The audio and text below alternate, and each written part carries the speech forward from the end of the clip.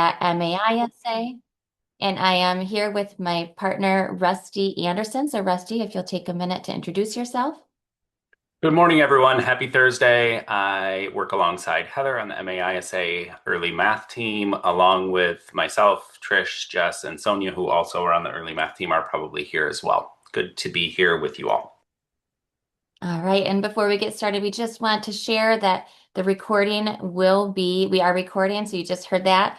And it will be shared with everybody that's registered. We're also going to post the recording on our website. So on the math website, as well as the literacy website and the landing page that you'll get a chance to explore later today. Today's objectives. So the things in purple are the things that Rusty and I are planning to do with you today, and the green are the things that we're asking for you to engage with today. So today we will provide an overview of what this work will look like. And when we say this work, we're talking the Math and Literacy Collaborative. We will collect questions to create an FAQ to share out. So we've already started to work on one. We'll gather some more questions from you today and then be able to share that out in the near future. While you're here with us today, if you could please take the time to consider how this work might look in your local context. You'll think about who you need to communicate with next beyond this webinar. And then you'll also indicate your interest moving forward in a form that we'll share at the end of today.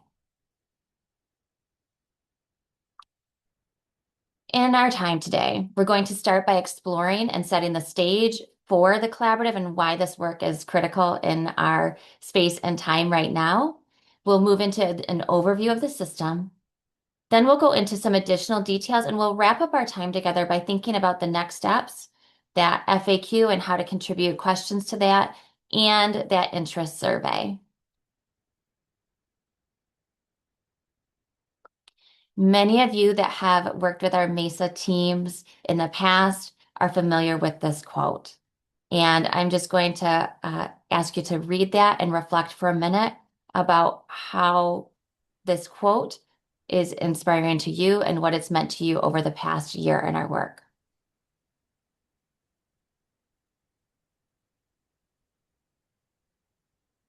All right, so we know that powerful learning for children requires powerful learning for educators as well.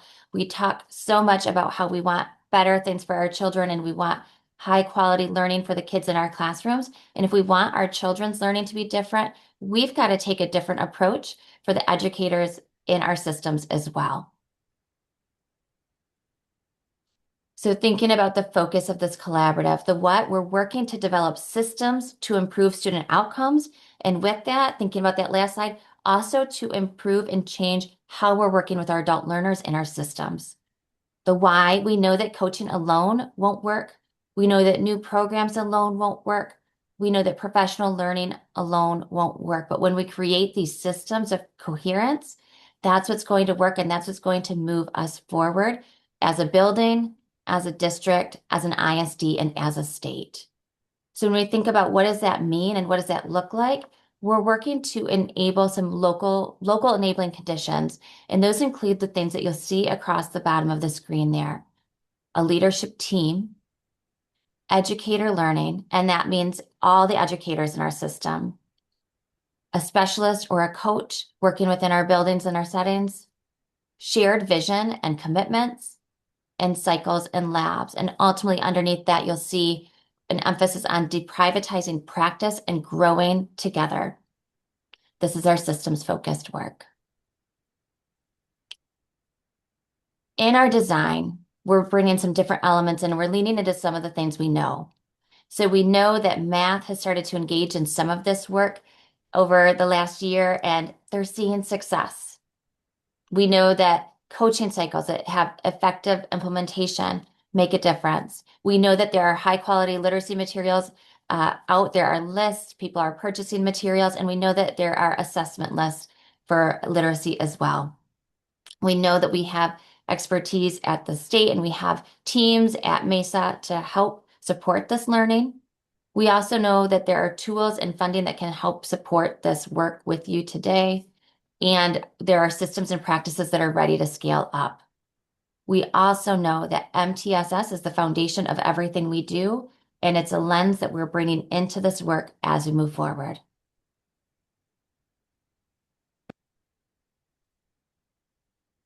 Thanks, Heather. What you see on the screen are what we utilize as design principles for the system that we're developing and have developed. Many of you have probably run into these in one way or another. If they're new for you and for everyone, let's just take a second to read what's on the screen, and then we'll maybe pick out a couple of things that feel really important about this work.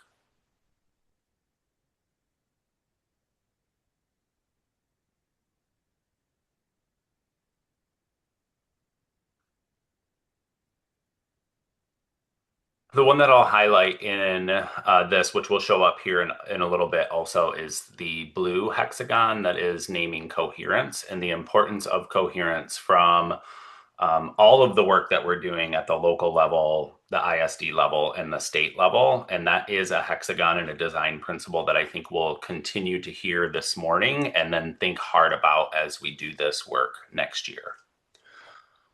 What we're going to get into is thinking about this system, sharing some of the details, and connecting to these design principles throughout.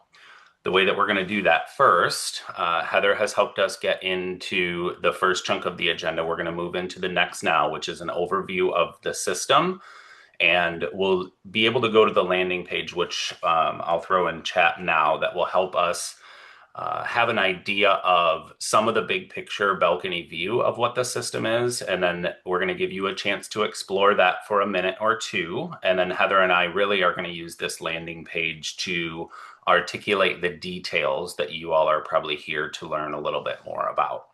So what you see in the chat, and many of you are going there now, is the landing page. I'm going to give us maybe 1 to 2 minutes just to peruse what's there. There's a lot of things there. It's going to surface questions for you, and that's great. You might make connections if you've been connected to some of this work over the past couple of years, especially in mathematics. Take a minute or two to just peruse the pages that are there, knowing that we're going to spend time unpacking each of the pieces of this landing page. Take a second to review.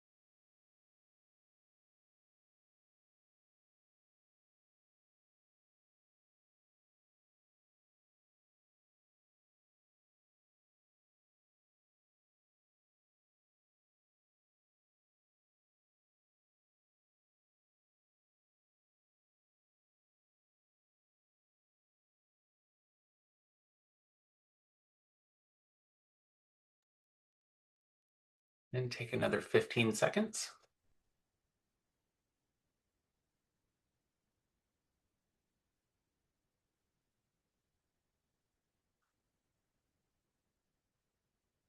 So this landing page will be the place to go for all things around this collaborative. This is the version that it's currently in. As new things surface, as new tools are created, new links, everything will be posted on this landing page. And before we leave today, Heather and I will take us to the website and show everyone how to find the link to this thing so that you don't have to try to pin that one that I threw in chat. So know that it's publicly available on the math and literacy websites. We'll show you how to get there. As you see on the screen, big picture, this is about coherence in the work, in both the what, like how we work, and the content of the work across the state of Michigan in both literacy and mathematics.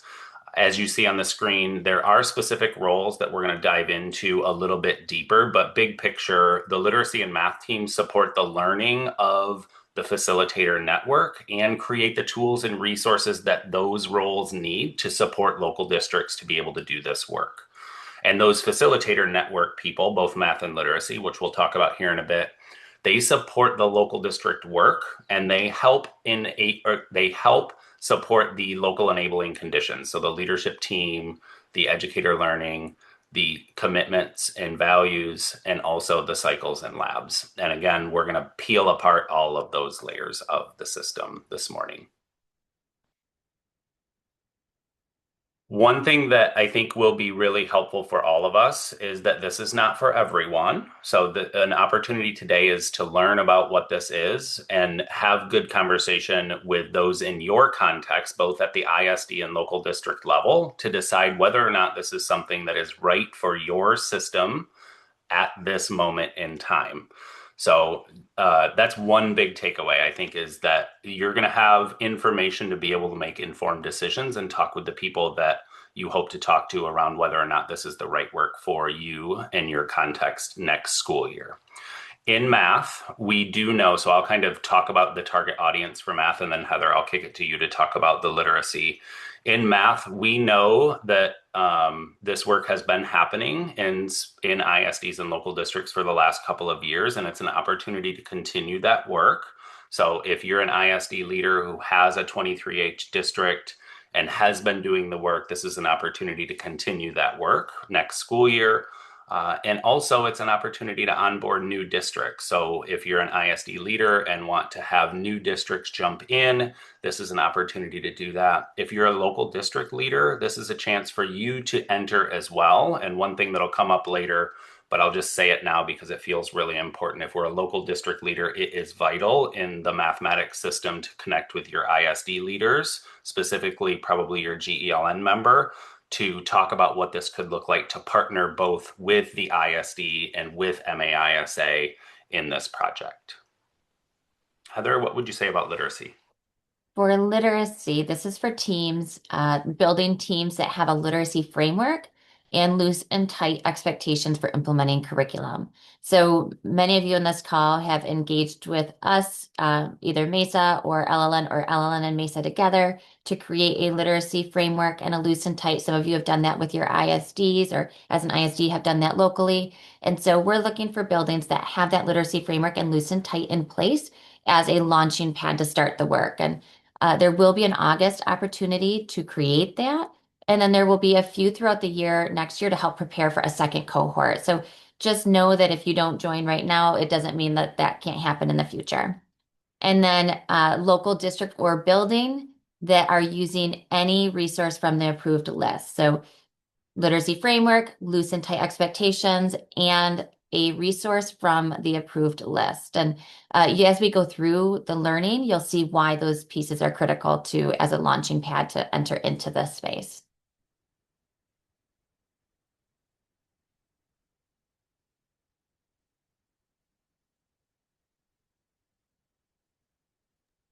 What you see on the screen is the actual goal that we have systems to support adult learning at the local level in place, not only in place, but are supported by all the different organizations and roles around them. So think about this work as local district work, and ISD leaders and MAISA leaders support those enabling conditions and resources to bring them to life at the local level. That's the big thing here, is that local districts we will help to develop the enabling conditions, which really is the adult learning system. So you'll have a leadership team that either many of you probably have one if you're a local district leader, or you will create one to support this work. You will have time and space for teachers to learn for both math and literacy. The content of that learning will be supported by the facilitator network and the MAISA literacy and math teams. And you will have spaces for teachers to learn that deprivatize their practice, like coaching cycles, learning labs, and some other structures that support that local district work.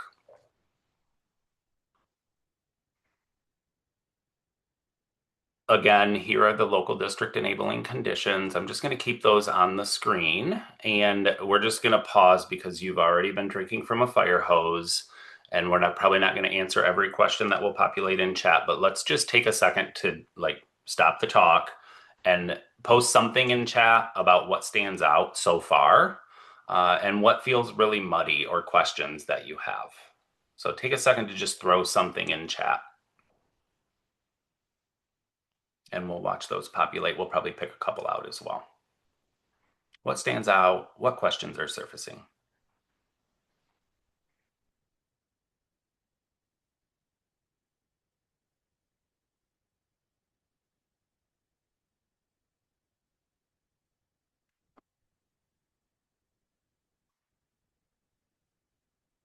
Kylie, great question. Who is the facilitator network? We'll share a little bit more detail on that to come. Kylie, you are familiar, and many of you are that are on the call this morning are familiar as well, because we'll think about that similarly to our Math Leader Network that we've had the last couple of years.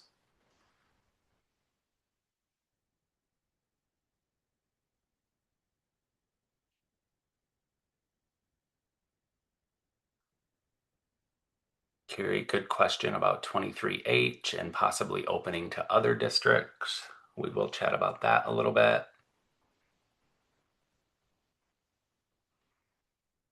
Bridget's naming an excitement around collaboration and bringing both math and literacy systems closer together at the state level, which is feedback that we've heard for a few years now, especially. And so this is an opportunity in our first try to bring a literacy system and a math system. We've been working in parallel ways, and this is an intentional system to bring those two systems closer together. Thanks, Bridget. Yeah, lots of questions about the details, like what's the commitment? Who needs to be there? How much time? We are going to talk about some of those things, knowing that that's like really important, especially as we're planning for next year. Carrie's asking literacy or math or both. Good question. We think there's a world in which we can do both in this work. And also, we have an opportunity to select either literacy or math. Heather, there's I, questions on the approved list, yes. some literacy specific things. I know that's Yeah. coming up, but maybe you want to give a short story now that'll help us connect.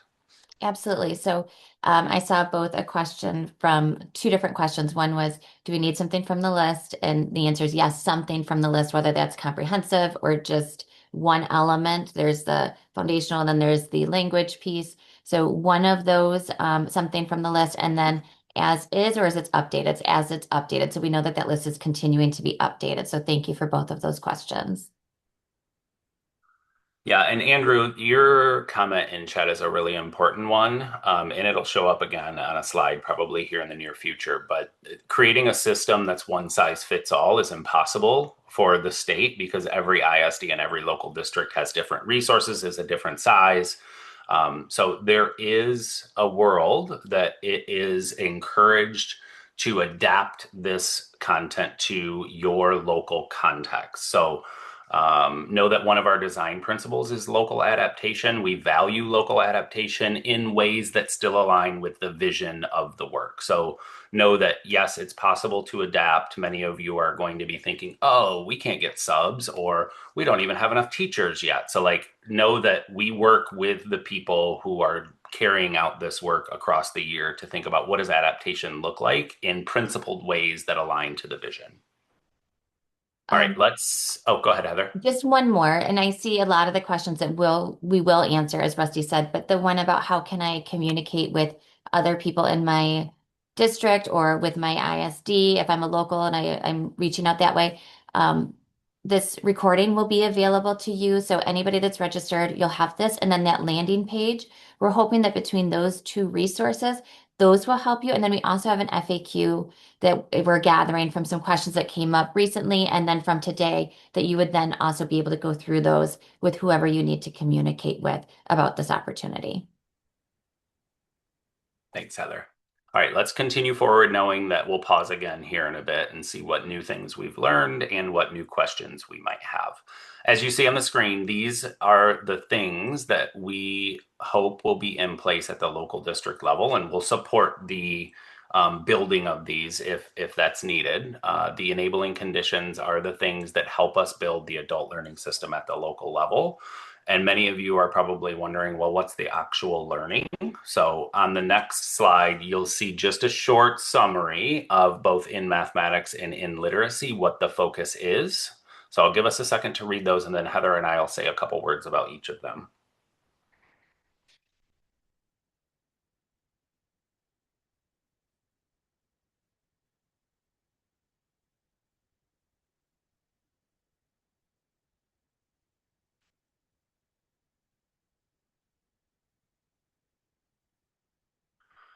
If you have been a part of the mathematics work over the last couple of years, these words are not new to us. It's been our mission and our vision for the last couple of years to support the same things.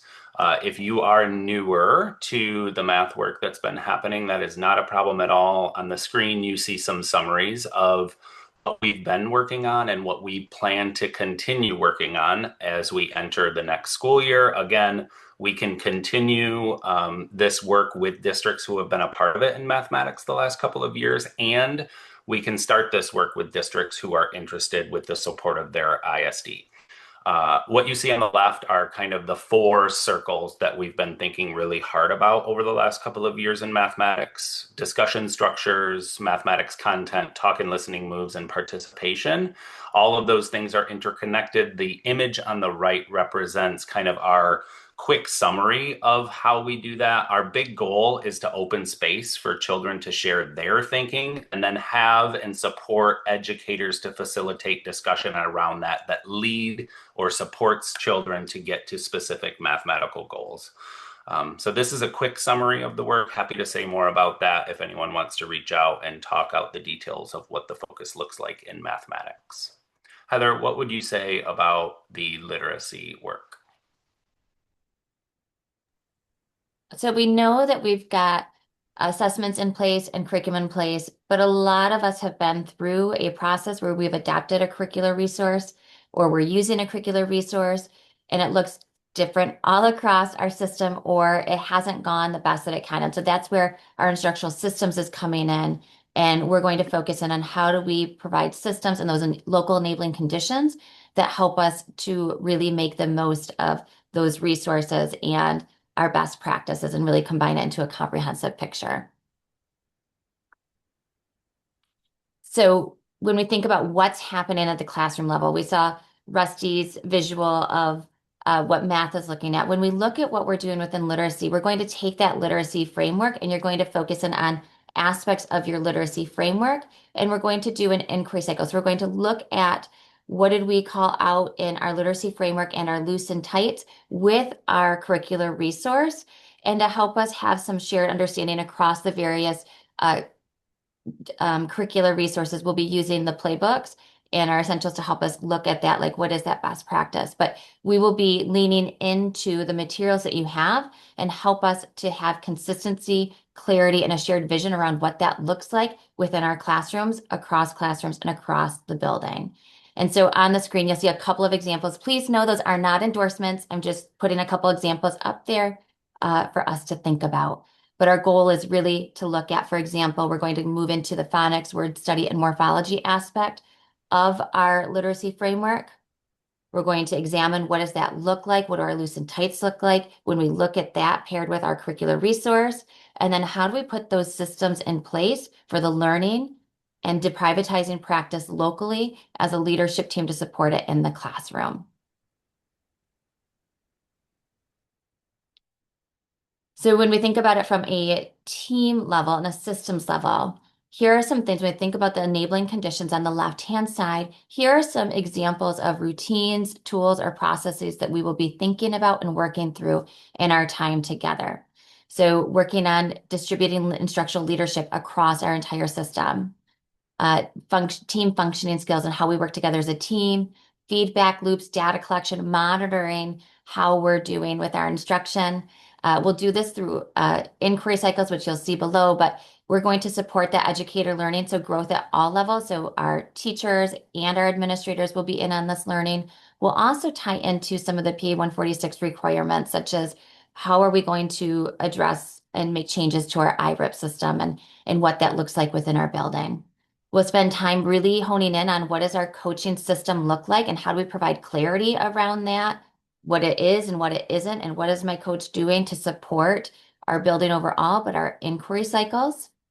And then we have this shared vision and commitment. So this is where that literacy framework and loose and tights come in. Again, we want you to have that as you enter into this space because a lot of us have done that work. And so it's kind of that entry point. We'll have look fors and inquiry cycles where we really hone in and say, what does our foundational skills look like in our building? How do we have that shared vision and how do we coach around it? How do we do learning labs around that? How do we go deep? And then those cycles and labs at the bottom, which help us to think about those design principles we saw at the beginning, adult learning principles, and to privatizing that practice with job embedded learning so we can all grow together.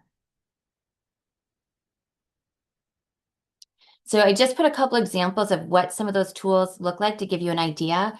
I was with someone yesterday and they mentioned that when we were talking about a literacy framework, they didn't know what we were talking about until they saw the picture and they said, "Oh, now I know." So I just put a couple of screens up here. This is an example of what the literacy framework looks like, calling out different aspects of what is happening in each of our classrooms for that shared commitment.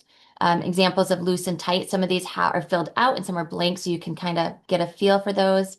An inquiry cycle, you can see that there's an inquiry question, there's a focus area. We talk about metrics, and then we're assigning work with dates, status, who's doing it, what are we doing, and then places for comments. And we would do this multiple times throughout the year where we are really honing in on specific aspects of our instruction across the entire building. And then here's an example of when we get into coaching plans and really defining what our coaching system looks like. So there's complete clarity around the coach's role in alignment to how it supports educators in the classroom.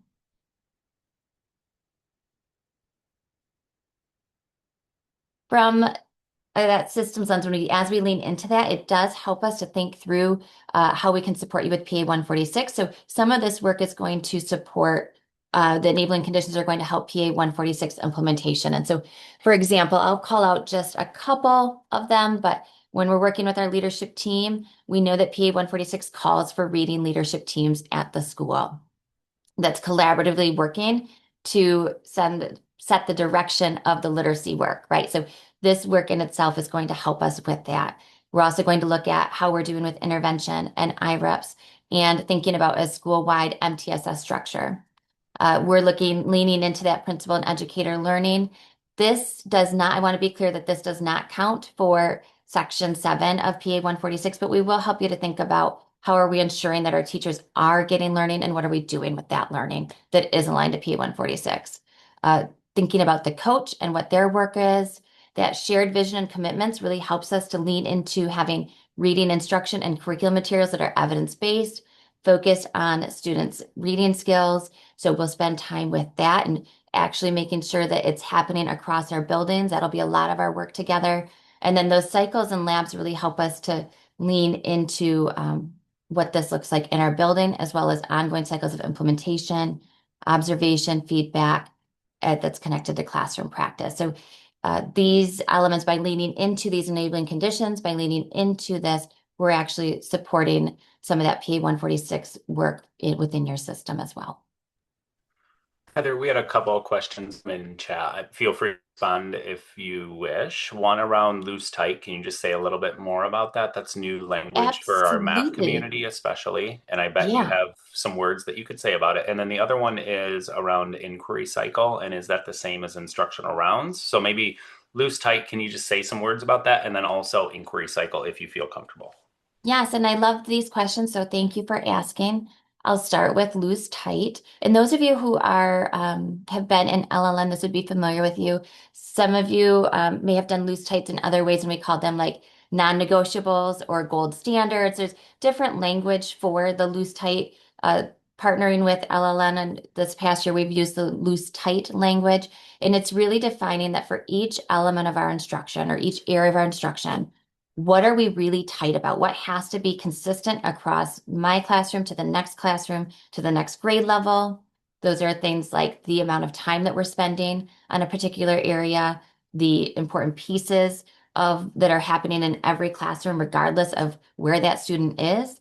Uh, and a lot of it leans into like that guaranteed and viable curriculum, right? As well as the practices that are happening. So we've got those tights, and then that loose is really that teacher discretionary space of where do I still have choice or options to add to or change?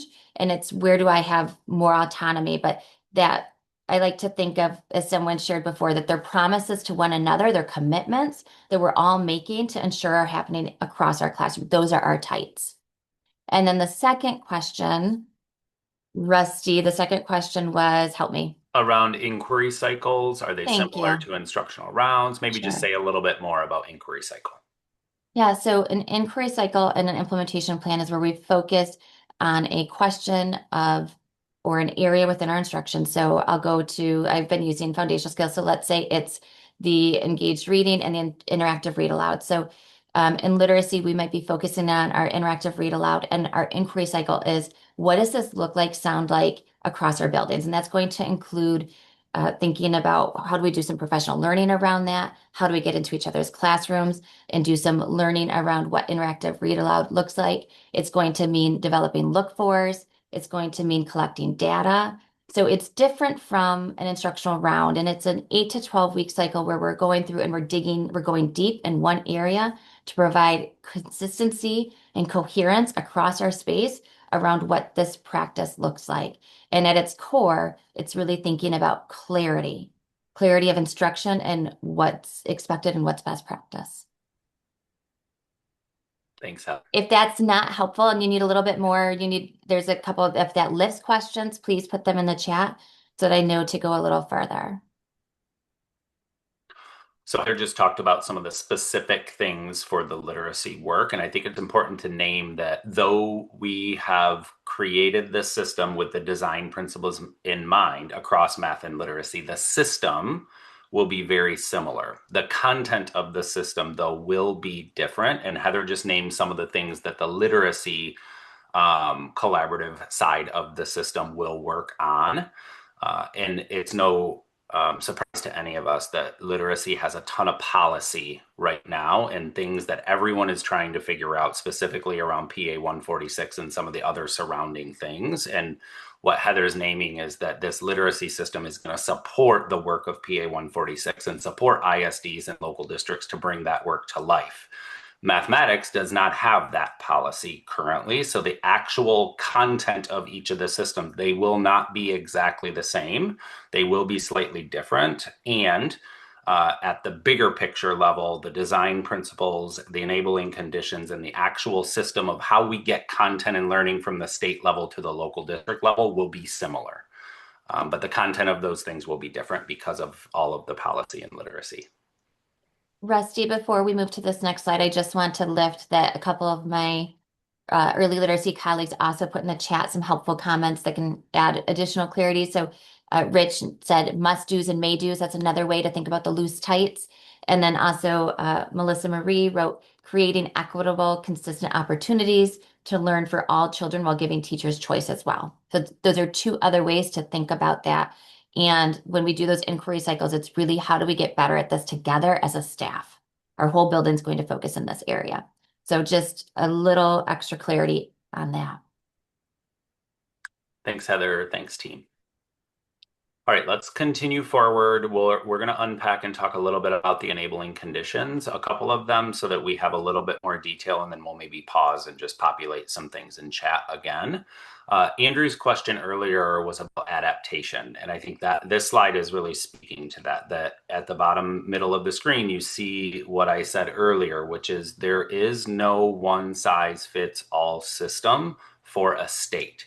We know that there are things that can work for everyone, And there's a lot of stuff that needs to be adapted. So, two of the design principles that kind of live in tension on the screen as we build the system are local adaptation. We know we have to have it because there's no one size fits all that works. And we're also trying to create coherence in both the ways of working and the content that we're working on. So, those things are what we're really thinking hard about is how do we allow local adaptation in ways that still preserve coherence? That's like the big idea of what's to come. And the way that we're thinking about doing that in the analogy that we use is this little cassette player that brings us back to the mid 80s, probably. So enjoy that feel for just a minute.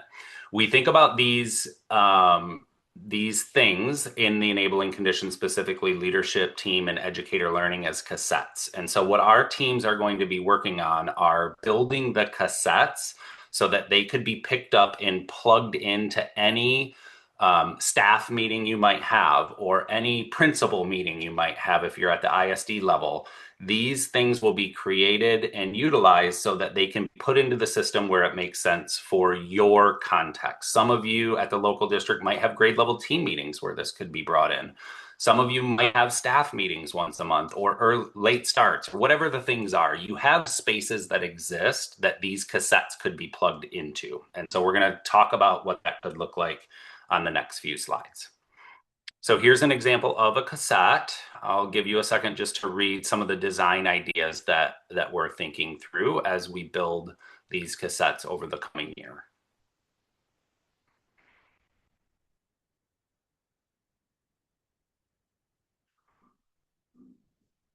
So again, they're going to be designed to be able to be used in a context that you already have, a structure that you already have for face-to-face conversations, whether it's at the ISD level or the local district level. We know they need to be flexible. We know they need to be able to be picked up, and they have everything in them that someone might need to facilitate it. So they might include slide decks. They might include videos of meetings. They might include tools that you would use. They might include chapters of a book that people might read. All of the stuff that you would need will be in these cassettes or what we're calling currently PL tools.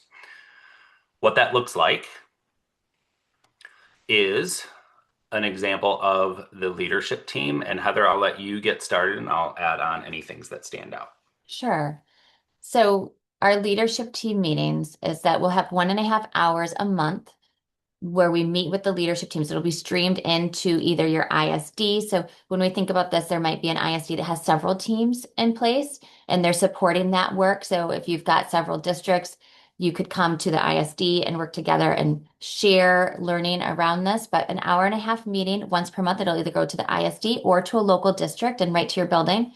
And it's 45 minutes of system learning facilitated by MAISA team and researchers. And we know that a lot of this learning will hone in on those design principles that you saw at the beginning of the slide deck today.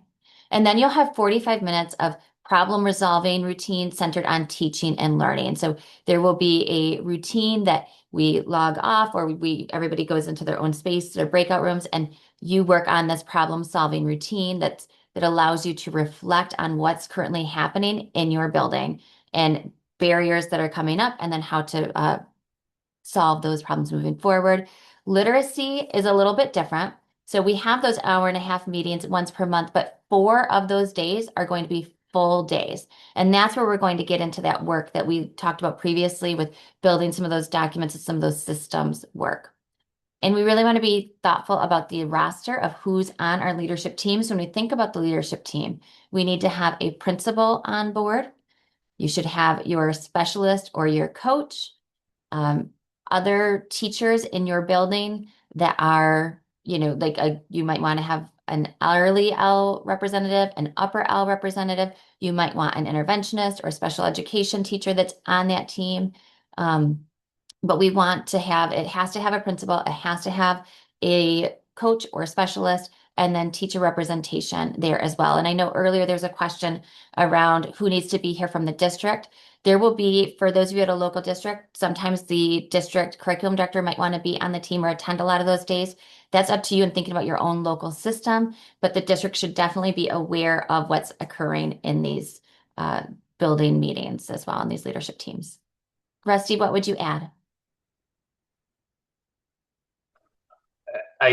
The roster of the leadership team is important. Heather just named specific roles that are really helpful and intentional to have on a leadership team. And this is another example of where adaptation can and will take place.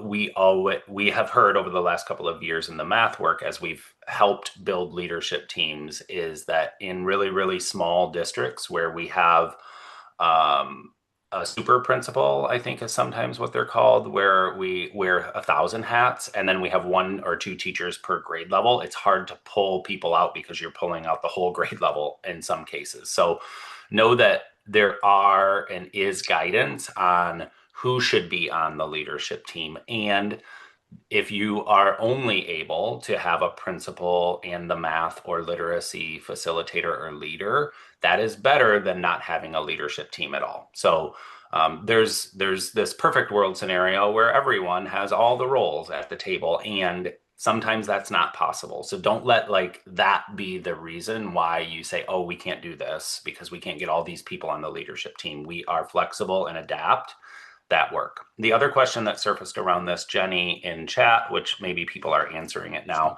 I'll speak to it, is the leadership teams are going to be structured differently than the past 2 years, what we're comfortable in math. What we are planning is to have them facilitated live at a specific time during the month. And a lot of you are thinking that's not possible for us. And we know that. So that time will work for some leadership teams, whether you join as a leadership team at the local district or your ISD pulls together all the leadership teams at the ISD. That time might work for you, and that's great. It's not going to work for everyone. That time does not exist. So we're going to take the recording of the content and turn it into something that, Jenny, you would be able to take the same content to your leadership team at a time that works for them. Thank you, Rusty. And that's the importance of those last slides with those cassettes too, right? That's how we're helping to meet our um, local district's needs, local building needs is by using those cassettes as well and those recordings. We'll also have teacher learning routines. So these teacher learning routines, they're about 45 minutes of learning. What we're asking is that there is a space that you are holding somewhere locally. So you would determine when this happens. Rusty's mentioned some of these already, like it could be a staff meeting, it could be a grade level meeting, it could be a network meeting, but thinking about what's already in place, but reserving time within your month that some educator learning can happen with teachers and with your principal or who on your staff needs that learning. And it would be facilitated by the math or literacy leader. So whoever is that facilitator and coming to those meetings, they would be doing that at a time that works for you locally. But we're asking you to think about how might I find about 45 minutes once a month to dig into some learning that's coming out of this network. And again, we want to lean into that maximum flexibility and your system and what's happening locally. Rusty, what might you add? Again, flexibility is going to be important. Thinking flexibly about how this could work, especially if we're a district who is adopting new instructional materials for literacy, which is a lot of us in the state, probably. Those things are going to be a focus. So if we're going to say we're going to focus on both literacy and math and support that work, we're going to have to think really flexibly about how we can support educators to not drink from the fire hose, to do real learning at a pace that works for them around this content. So Heather, I appreciate you saying about 45 minutes, and how that looks in each local district will be very different. I did have a question about district team or building team, and we want the building teams involved, but it's going to depend on your district, your local context again, because like for example, we were just working, and I'm going to go into an example of the literacy framework series that we've just done recently. We had a bigger district that wanted to have consistency across all of their buildings. And so working with the district curriculum director, they brought representation for one team that could then help support at the buildings. And representation came, and then those would go back and work with their building teams. So thinking about your own structure, it may be a building team. You might invite your district curriculum director, if you would like, just having those conversations locally to say, what does this look like for us and our system, and what do we know about our system? And if you want help thinking through that, I know both Rusty and I would be available to think through your system with you as you're engaging in this work. Heather, I think I could probably answer this question, but Shannon just put one in chat that I think is a quick answer for you. She's wondering 45 minutes once a month for leadership teams to meet, 4 full days for literacy. And so, Shannon, I'll add on and then Heather jump in. We're currently structuring the leadership team for 90 minutes. 45 of that will be around systems learning. So it'll be common learning time for us, which will be led by Dr. Allison Fox Resnick, if you've worked with her before. And then the second 45 minutes will be a routine for the leadership team to talk about what's actually happening in classrooms and how we can continue to better support teachers to get better at teaching. So think about leadership team as 90 minutes, 45 new learning around systems, 45 of a routine to talk about instruction and how we can better support teachers. And then the 4 full days, I don't know if you want to just say more about those specific days. And I know we have a calendar that we can look at in a bit. Yeah, so the 4 full days would be that's going to be literacy specific. And so if we go back, I can hold on. If we go back to this type of work, this is what we're doing in those full days, are these things here. And they're time intensive. And so being able to have that dedicated time to dig into that work is really important for those days. And that's why that's that extended time. Thanks, Heather. Mhm. Okay. And then we also have, again, at the local, up to your system, what's happening locally, but part of this work is ensuring that you have time for literacy coaching cycles. So if you have a coach that's 35A funded, um, they are already working on coaching cycles, and we want to ensure that you've got time dedicated to building wide focus coaching cycles that's related back to the inquiry cycle in our implementation plan. So again, I used an example of what that might look like if we were all focused on interactive read aloud for 8 to 12 weeks. We've got some coaching cycles that are happening in relation to that focus, in relation to that interactive read aloud.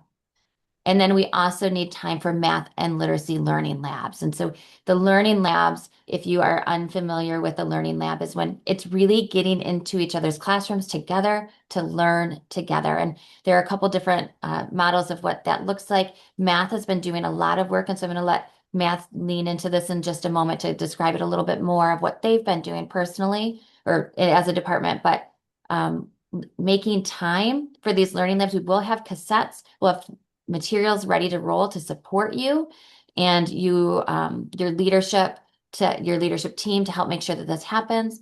And it's goes back to that hexagon that we looked at the very beginning around that messy collaborative experimentation. We are trying things out together. We are learning together. We are adapting together. And we're doing it within our own jobs, with our own students, with our own materials. Rusty, what would you add? I would add that it is our bias that the best learning for educators, all of us, including teachers, happens during the school day in classrooms with children. And learning labs are a structure that help us learn during the school day in classrooms with children. We do have structures that we've used.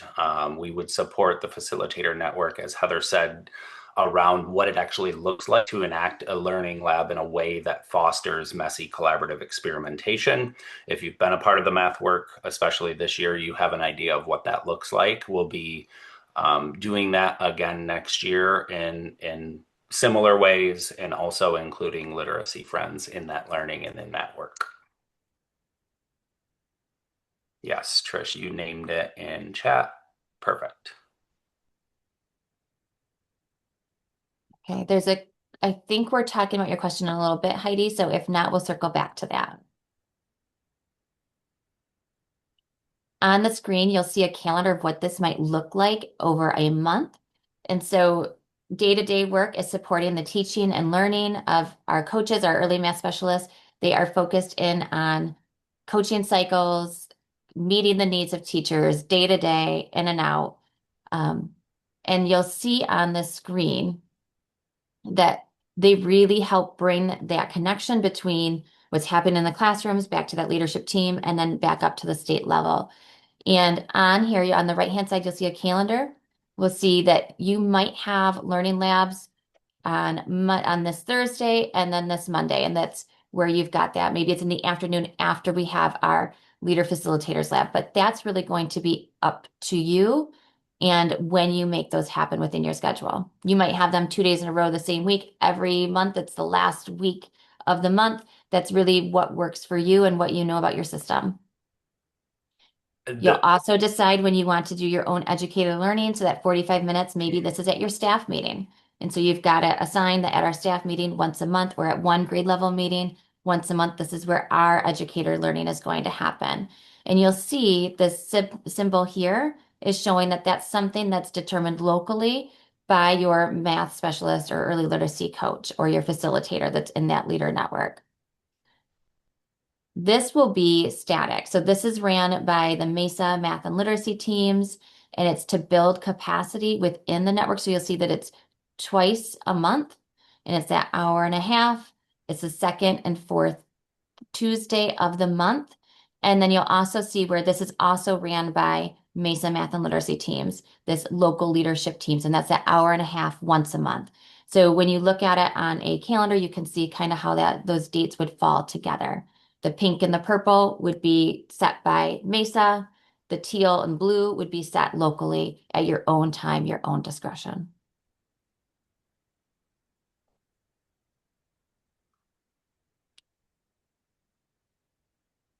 Here are some examples of what those cassettes might look like. So, data reflection protocol or a leadership team meeting protocol routine. Rusty just named and went through a little bit of that. A teacher learning focus. If you are working on, for example, Rusty put on his, I've been using literacy, so I'll say the math. If you're working on a discussion structure, there might be a cassette that helps them to dig into that one. It might be creating a procedure for IREPs that you can take back with your team, and there's a process and a protocol that you can follow to say, what is ours going to look like? Or if we're developing look-fors. We also just named those learning lab routines. These would also be a cassette that you could take back and use locally. It's kind of like, I'd like to think of it as a plug and play resources that you can take and do locally when it makes sense for you. Another question that came up was, does the whole leadership team need to be there for the 4 full days? Um, Again, we want to meet your needs as much as possible. The ideal is that you have everybody there, but we know that that's not always going to work. So that's where if you have your principal and your facilitator or literacy leader that's coming, they can come and we'll have some of that work that you can then take back and do with your whole team at a time that makes sense.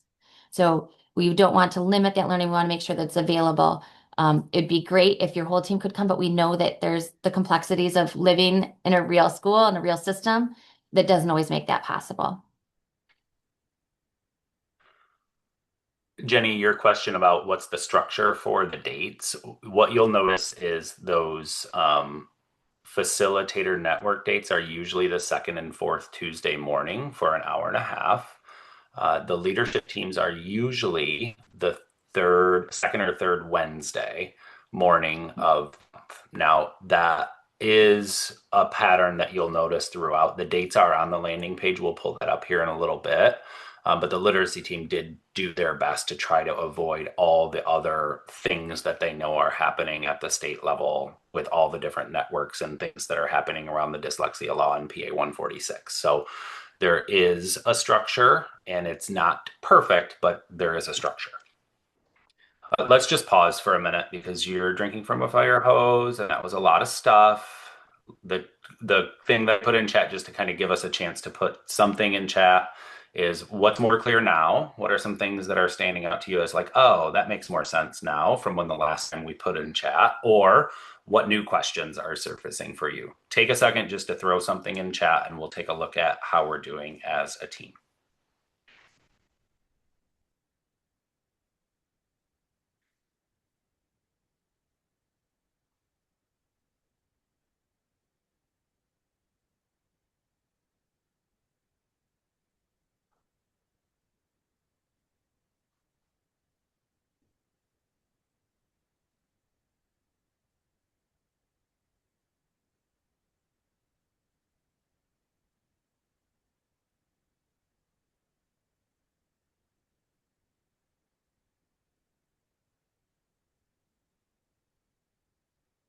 Kylie, I think you're talking about like the teacher learning part.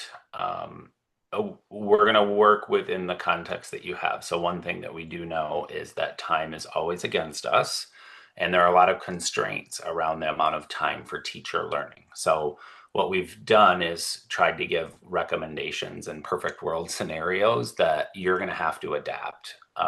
If there is an hour for both math and literacy, if we're like, we want to tackle both math and literacy, that's great. You as a literacy leader and a math leader would have to talk about what does this look like to utilize that hour in productive ways. So I guess Kylie, that's a way to say it depends.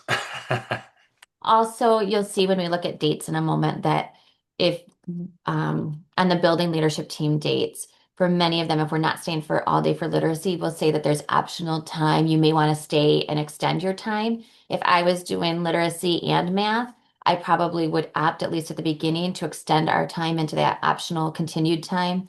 And then you could always adjust later if you're finding that you had plenty of time to get through.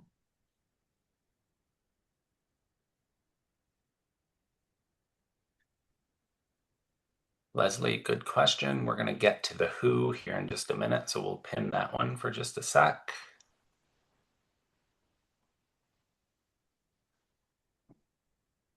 Math and literacy friends, feel free to name things that you're seeing that stand out. If you see something that we should chat about.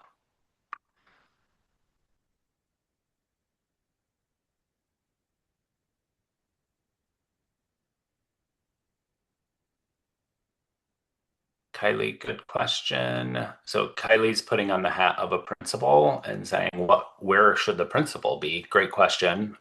Purple, local district leadership team.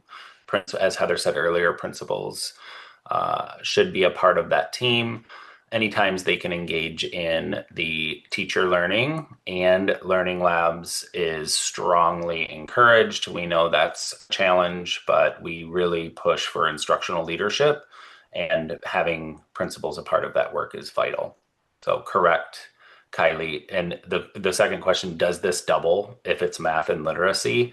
No, the leadership team will be both math and literacy. Really, we're designing the leadership team structure to not be specific to any content area or any grade level. So know that it's going to be systems learning for that first half, and then a routine to talk about instruction and how things are going for the second half. So know that that leadership team structure will fit any content, any grade level. And we're thinking about what does it actually look like to invite more people into that. So for those of you who are ISD leaders or local district leaders, and you're like, oh, I wish I could have so and so join this thing, that actually could be a good learning space for any role to jump into. But we'll create more clarity on that as the time goes on. Rusty, that doubling question was more so for the pink and green. Would I have to attend math and literacy educator learning and math and literacy labs as a principal?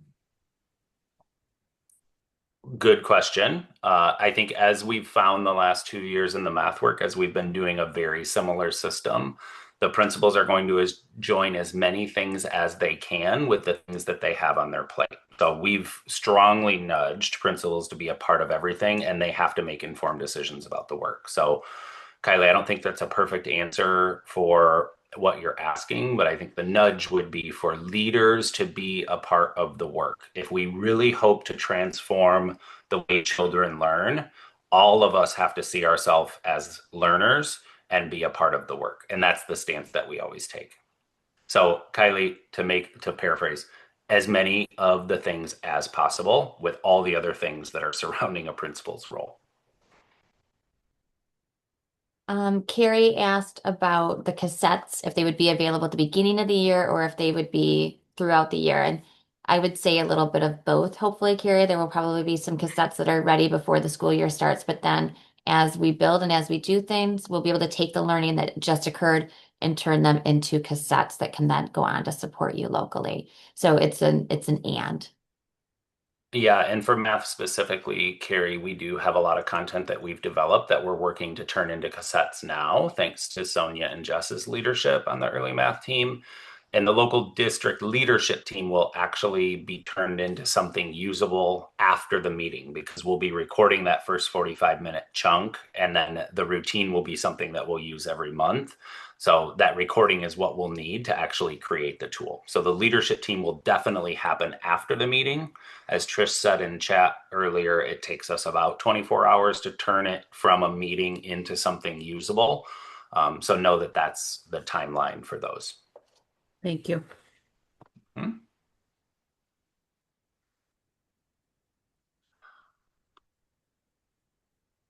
All right, let's jump into the next chunk. And I know there's a lot of questions. Like Heather said, we do have an FAQ and a process to collect them so that we can create a document that summarizes all the questions that we have. So know that that's coming as well. So what we've done up to this point is spent all of our time on what does it look like at the local district level. We're gonna go up a layer to the regional level, which will be an opportunity for us to create some clarity in the facilitator network. Who are those math leaders and who are those literacy leaders? And what is their role in all of this work? The summary quickly, which you see on the landing page structure on that first page, is these facilitators, these math leaders and literacy leaders are the bridge between the state level work and the local district. So think about them as a support to get the content from the state level to the local district level and to support the enabling conditions at the local level. Take a second to read what's on the screen.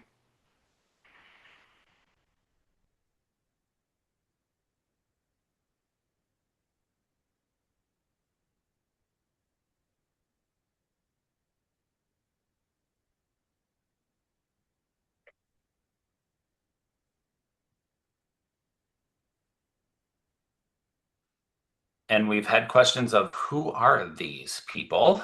And that's what this slide is going to help us better understand. I'll speak to what the math roles could be that are the facilitators, and then Heather, feel free to jump in for the literacy side. In mathematics, we know that we've had early math specialists for 2 years now, and those roles, pending the funding going through, which we haven't seen the budget yet, so that's a huge asterisk for us, but let's assume it to be true that there will be funding. It will be an opportunity to continue the role of early math specialist. Those roles are ISD housed. And so when we think about that role, that is an ISD role that partners with a local district to support this work to take place.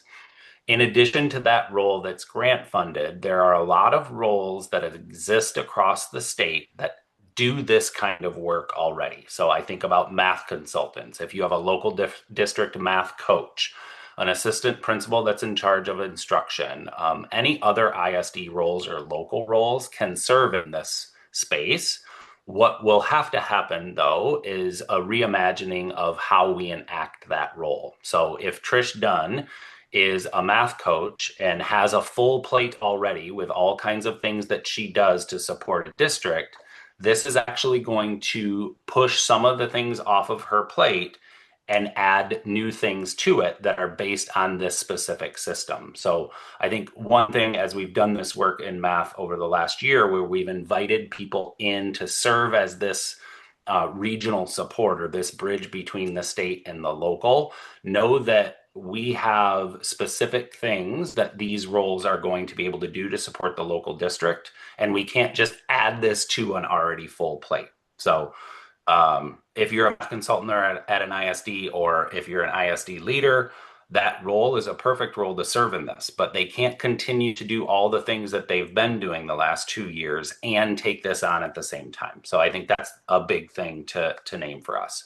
In short, for mathematics, there needs to be a role. It could be an early math specialist that's funded by legislated funding, assuming that goes through. It could be an ISD math consultant. It could be a local district or ISD coach. It could be a continuous improvement person at the ISD or local district level.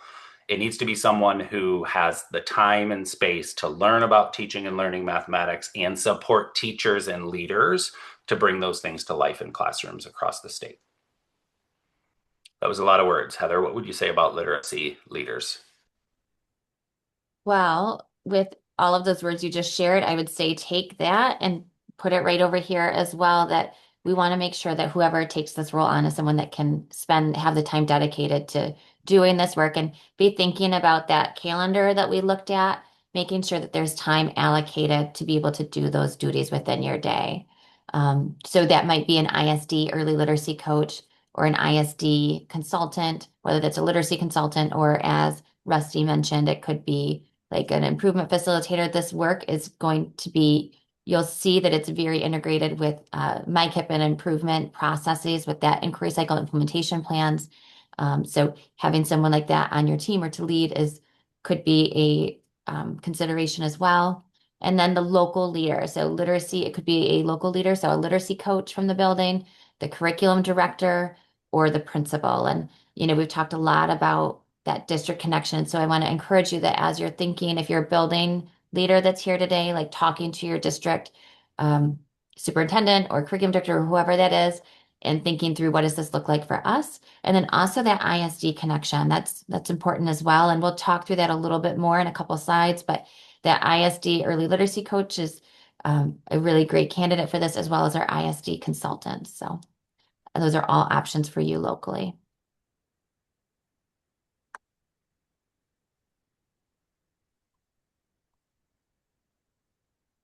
Uh, that specific role will have a couple of teams or meetings, networks that they're a part of.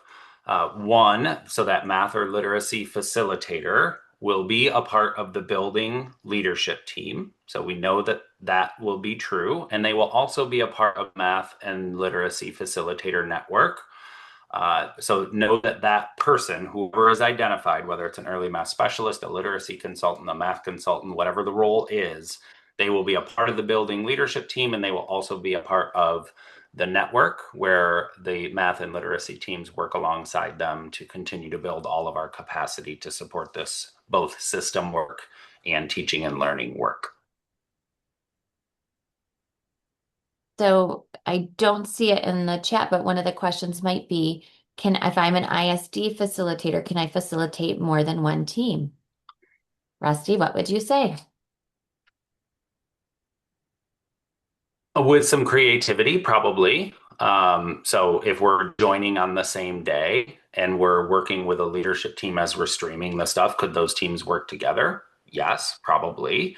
If we have the meetings on different dates, if we're not all jumping on that thing, I think it's possible to join a building on one side of the county and a building on another side of the county on different dates. Those things are possible and will take a little creativity as we think about what this actually looks like in the weeds down in like, how do I actually bring this to life?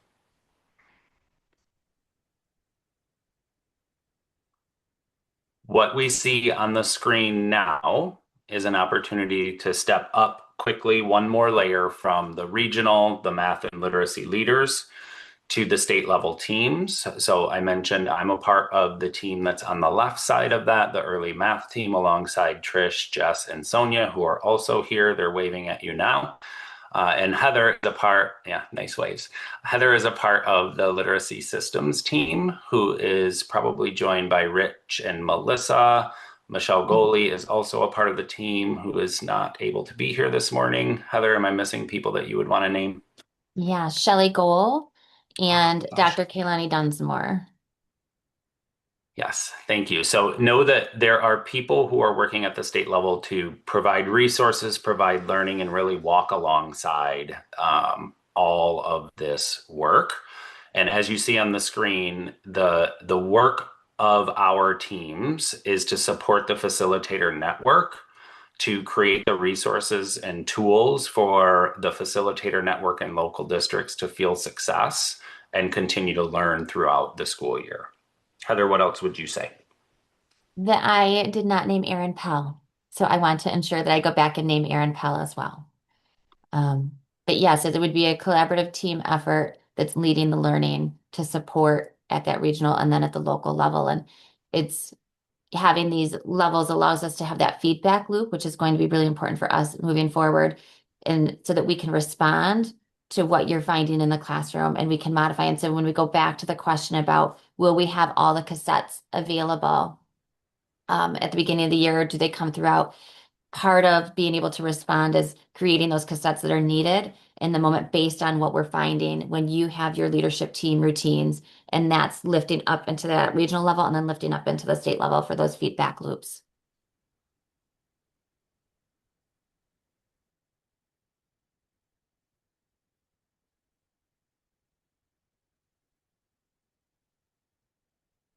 On the slide, you see something that we've already run into before, but we're going to center in on the things that are at the bottom of the screen, which is who is supporting, facilitating, and carrying out these meetings. On the left-hand side, you see the facilitator network and the local district leadership team, and you see the early math and literacy team logos there. Those are the meetings that our teams are going to facilitate. So if you've been a part of the math work, you know that we had our Tuesday morning meetings the last 2 years. That's the meeting that's in blue. That's the one that will continue to create learning spaces for all of us to learn about the work. That will be led by the math and literacy teams. And then the local district leadership team, as we've said before, we will stream that across the state for any teams that are able to jump onto the stream, and also create the cassette for teams that are unable to have that time work for them. Heather, on the right. Oh.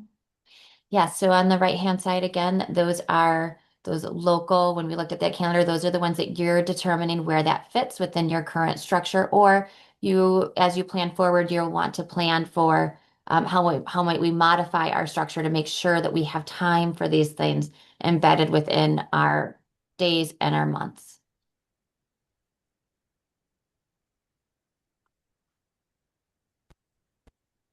And we're going to bring us real soon to the finish line, and then we'll kind of open it up to look at the landing page, talk about a couple of things, surface more questions, and talk about the technical details. So we'll get into additional details. This is a slide that you have seen before. I think it went too quick. It's Oh, Heather and it I are was me, struggling. sorry. Here we go. This is a slide you've seen before. I think there was a question in chat that was around this again, which was, this is not for everyone. This is for districts who have the interest and the need to put this kind of system in place, and ISDs who are ready to walk alongside districts to support this work to happen. So know that it is an opt-in opportunity, similar to what it's been in math. For literacy, this is probably feeling really new for all of us. And I think Heather would say that for districts and ISDs, along with literacy coaches who want to try to partner in this new way, this is an opportunity for you. Heather, I put words out there for literacy. Would you add or subtract any? No, I think we're good. One thing that some groups have found helpful is this information. I think it's here. You can read it, and we'll share the slides later. For all of us, we'll link them on the landing page. I think the big thing that I want to name on this slide is that this is a partnership with MAISA, math and literacy teams, with ISDs, and with local districts. And so the things that you see on the unacceptable side are any one of those three layers not being a part of the work and not being informed. So there is not a world where the MAISA literacy and math teams will partner with a district without the involvement and conversation with the ISD. So if you're a local district leader here, know that connecting with a GELN member or an ISD leader whom you work closely with, that is really important to us, because we cannot do this work without any one of these three layers missing. So keep that in mind as we think about and talk about this work. The structure of state level ISD for regional support and local district carrying out of the work is vital. Heather, anything else you want to name on this specific slide? No, I just want to echo what you mentioned about that everybody at all layers should be involved in that. From the MESA standpoint, we will reach out to ISDs once you have signed up and expressed interest, and let them know that they've got a building that's interested, but we also encourage you to do that initial step in reaching out as well. Thanks, Heather. Yeah, and so when we think about the flexibility of the work, again, there were some questions around what are the requirements. So when we think about that leadership team, acceptable, you've got an engaged principal, you have a math or literacy facilitator. Hopefully, we have a few ideas about who that might be after we've gone through that. And then teachers, if possible. And we talked a little bit about what's intended with that as well. But unacceptable would be if you don't have a leadership team together or a leadership team that no one's attending the facilitator network, or a leadership team with no principal, this work is not for you. When we think about that principal educator learning, the principal is participating in that collaborative learning. As Rusty shared earlier, we know that you might not be in every setting, but overall, as a trend, you are engaged in the planning and working through that learning with your staff. And then local routines or events are provided to support educator learning. Unacceptable is the principal does not attend the collaborative learning. And when we think about that collaborative, that's that time, that leadership team that we're coming together and doing the learning, the principal needs to be there. But when that comes to educator learning, that's where I was talking a little bit about they might be involved in some, but might not be able to make all of it. And we understand that. And then unacceptable learning happens only within the MAISA monthly meetings. The specialist coach, acceptable. Facilitator network is literacy leader or coach. Math specialist, unacceptable is no facilitator. Getting into that shared vision, acceptable would be math framework or literacy framework, loose and tight expectations, local enabling conditions, and working towards those. And then principal accountability for implementation. And you can see the unacceptable on the right-hand side. And then the cycles and labs, what we're looking for is engaging in those learning labs for math and or literacy and engaging in literacy coaching cycles.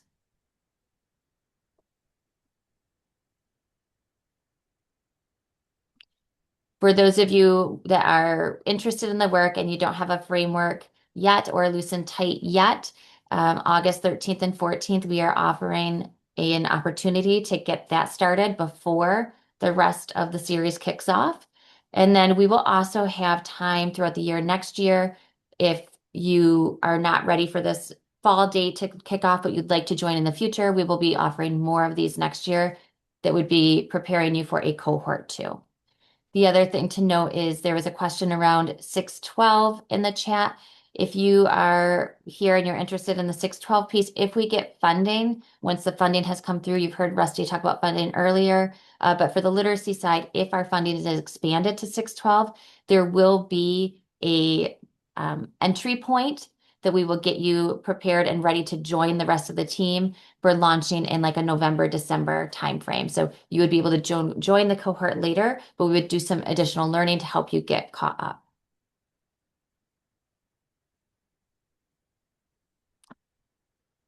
In that document, the landing page that Rusty shared earlier, on the last couple pages, you will find the dates for next year. On the left-hand side of the screen, you see the Math and Literacy Facilitators Network dates. Those are for that team that's coming together. They're the leaders of the building leadership team. They are meeting those twice a month. And you'll see in the left-hand side, that's when we're meeting together for that 45 minutes. Math will continue to learn. And then in literacy, you'll see those days where there is required coaching network after or targeted literacy learning for those of you that are ISD literacy coaches or literacy coaches that engage in the coaching network. So you'll see those in the furthest right column, so you can keep those all together in your mind. On the right-hand side, you'll see the building leadership team dates. Those are the ones where you're coming together with your leadership team, if at all possible. Again, you can do that in your building. We Zoom those into your space, or you might meet at an ISD if there's several teams working together with the ISD, and you'll see that's from 8:30 to 10. The ones that extend all the way across in green, those are our 4 full literacy learning days. And then on the other days, you'll see where it says optional work time to extend. So someone asked earlier about if we're doing math and literacy, might we want a little more time? That's where I mentioned maybe leaning into that extra optional work time. And even on the days that we have the literacy all day, you'll see that it still says math may want to stay and work until 11:30. And part of that is too, we know that if you got subs for the day, having that half day sub is a little easier than trying to have the subs for only an hour and a half. It might work better for your system. Again, local context. And at the bottom, you see that 612 note. So I did a slide too early responding to the question in the chat, but there will be that on-ramp if the funding is provided.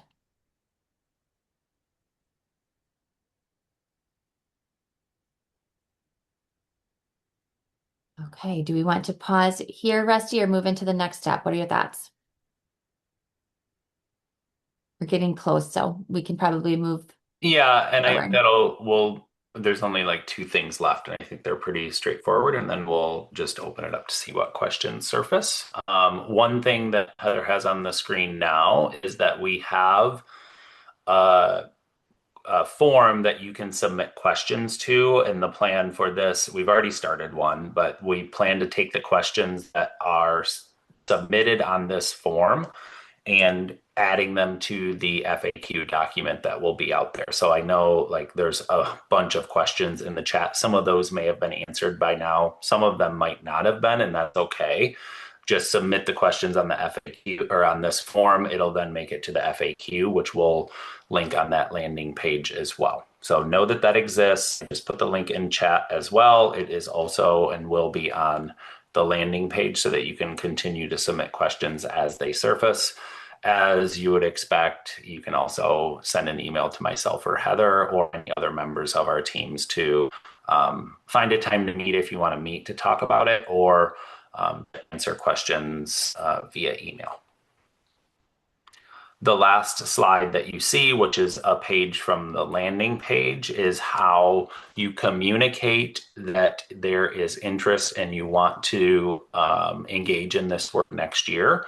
So the form is pretty simple, where it says who's the person submitting, what is your role, what is the building or buildings that might want to be a part, what ISD are you a part of. So it's something that if you're like, yes, we're in, we want to do literacy, we want to do math, or we want to do literacy and math, that's basically what this form has on it. That's linked on the landing page so that when you're ready and have talked to the people and made sense of this in ways that support your planning for next year, feel free to grab this form and submit the information. That's how we know who's in, who's a part of this, and we can start to work together. Heather, I'm wondering, I think that's the end of the slides, but I wonder if we want to pull up that landing page. Are you able to do that and see, and we can just kind of skim through what's there? And I think more importantly, maybe is how do we find it? So maybe just walk us through the like going to the website, finding the form. This might be your first time doing it too. So this, I'm putting you on the spot.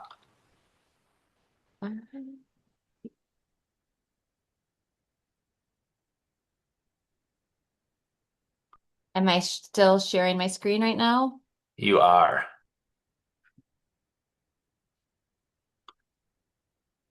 So you want me to pull this up, right? Yeah, what I was wondering for everyone, because they're going to wonder how they find the things later once we're done with this. So I might, Heather, Sure. if you're cool with me sharing my screen. Yeah, absolutely. All right, I'm going to steal it. Everyone should be able to see my screen now. And what you see on the screen is mathessentials.org. We also have a website for literacy that is literacyessentials.org.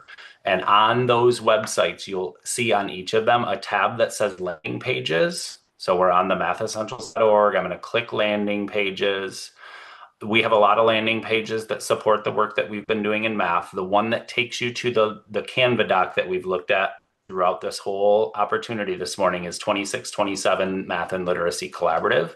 If I click on that, it takes me to that Canva. So just know that we're going to continue to add stuff to this. We'll add the FAQ. We'll add more clarity based on the questions we get. And when you are like, "Ooh, I wonder what I need to do or what information I can find to share with people," this is the place to go. Go to the website, click on landing pages, and then click on this. It'll take you to the Canva. And then you are well aware, because we've perused it quite a bit this morning, all of the information that we've went through this morning is there, along with page 6 being the thing that you need if you're like, yes, we want to continue the conversation and we want to be a part of this work. The QR code takes you to the form, and there's also the bit.ly that takes you to the form to submit interest.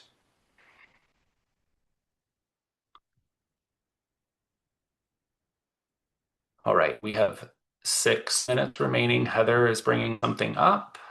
I just wanted to show where it was on the literacy side. So it's right here. Here are our landing pages.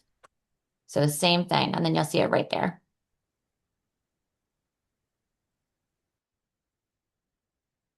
Thanks, Trish. Through the websites in the chat, click on landing pages and you'll find the resources. We'll maybe take a second to see what questions are also surfacing now that we're kind of at the end of the information that we hope to share this morning. Feel free to post something in chat that is a current question, and then know that we'll grab the chat so we can add these to the FAQ. And also you have that link to that form that you can submit them after this meeting is over.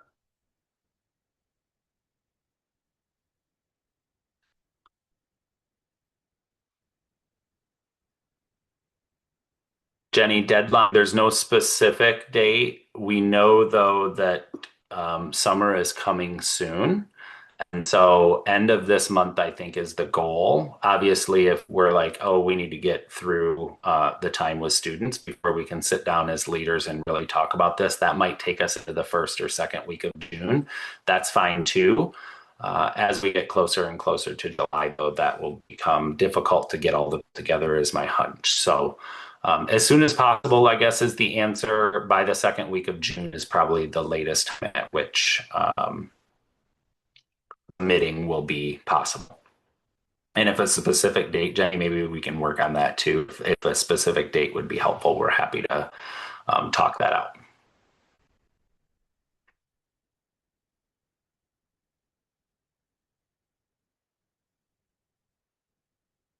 Michelle, great question. So readiness is a thing. Yes, with always an asterisk in the state of Michigan around if there is funding. This work is supported by funding that's legislated for both literacy and math. We're aware of the context of funding in the state of Michigan. We're awaiting the budget that should be dropping, fingers crossed, in the next month. And we hope to see the funding continue to be in there to support this work. So there's always an asterisk to this work. It depends on Lansing. It depends on how we determine the work should be funded statewide. So Michelle, I see a question around, will we have like another opportunity in the future? And yes, the plan is to continue to offer this in the future. And if you have districts that just aren't ready or you just kind of want to see, that's okay. We will offer more of those onboarding opportunities in the future for a cohort too. So hopefully that helps.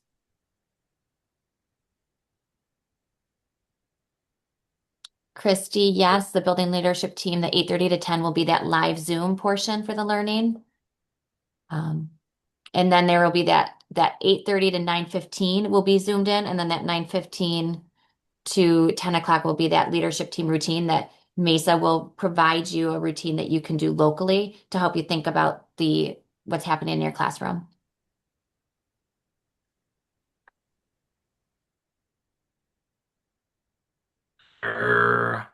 Heather has a question about the approved list.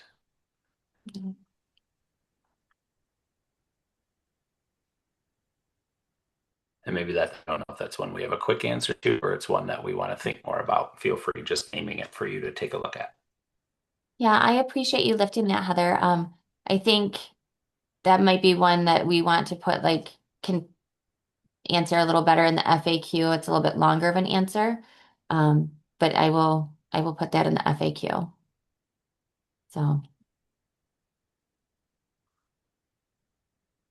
All right, we are at the 10 o'clock hour. Appreciate all of you being able to jump on. We know that there will be more questions. Don't hesitate to reach out. The landing page will continue to evolve. So know that you can continually go there to get more information.